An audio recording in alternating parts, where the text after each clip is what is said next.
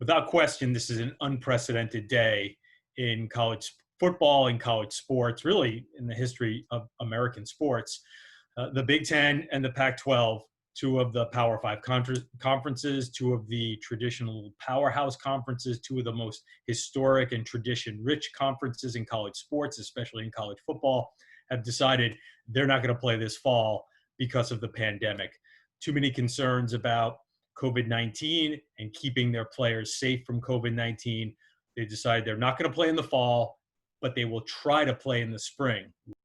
Will these other conferences follow suit? Honestly, it's really hard to say.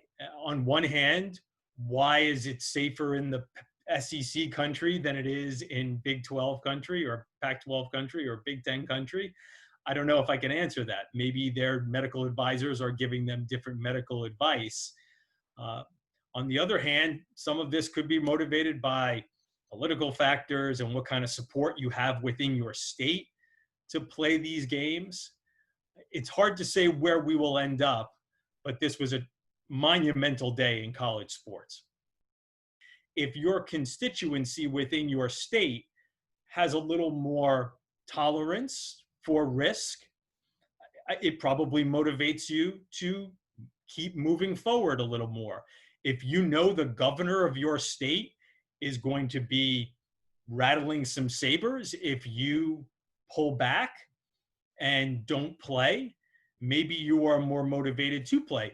On the other hand, if you are in a state where the governor might be waving a disappointed finger at you if you play, maybe you are more motivated to not play. I think it's exposed leadership issues.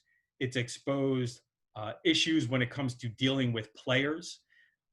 Their voices need to be heard. Frankly, they are understanding their value better than ever before. So maybe that means that they need to be compensated better.